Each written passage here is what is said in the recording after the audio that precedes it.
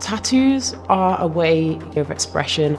Each piece that you get, you almost unlock another layer of yourself. Being Black and being female and being queer is three aspects of myself, my identity, that's not a common factor in the mainstream tattoo industry. I take influences from African heritage and culture and celebrating the female body. In the original sense of the term queer and what it was used for, otherly and being weird. Tattoos, particularly facial tattoos, embody that as well.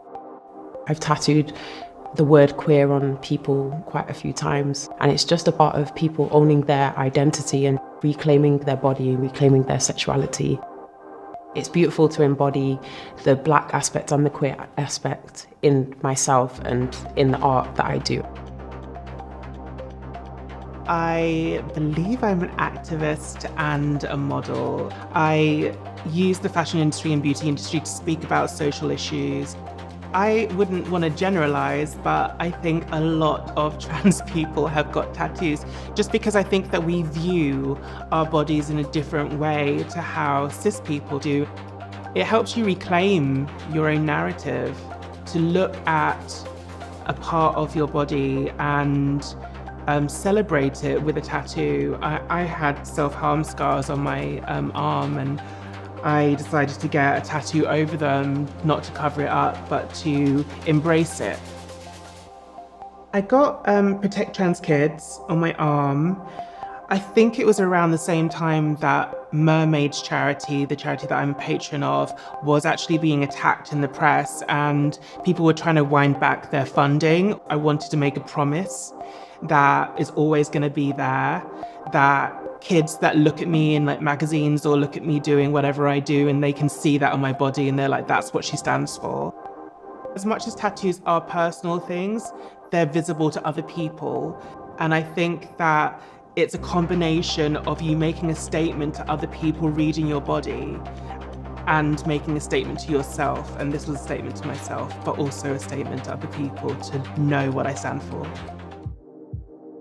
I came out later in life about being queer, being a female tattooer. That was already quite a hurdle. It's a predominantly male-dominated scene.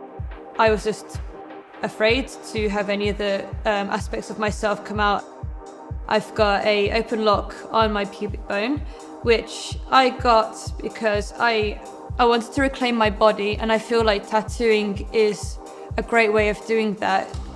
I felt disconnected from my body, and I wanted to take back my sexuality, take back my confidence, and be proud of who I was, and be free. My love of my life and my partner, I tattooed their pronouns on the inside of their hands, which is they and them.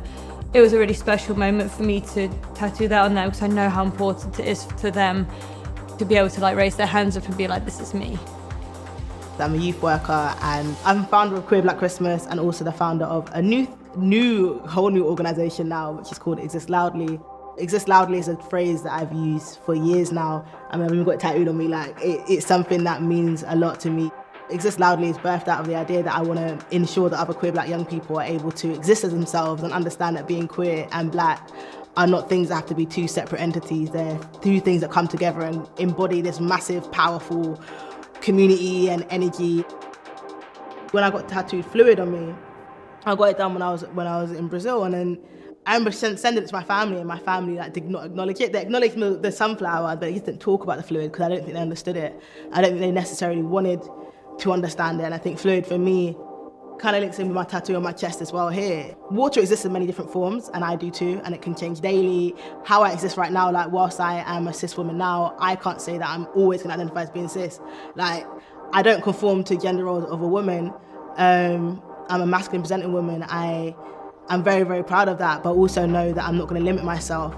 I think having tattoos and working with kids is like the biggest in for them. You're automatically going to be seen as cool just by having tattoos. Like they look at you like, when I'm just talking as like in assembly, for example, they'll see my tattoo is fluid and they're all asking what's that.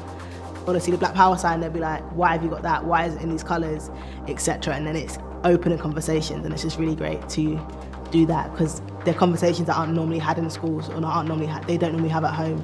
And if my tattoo can open that conversation, then so be it.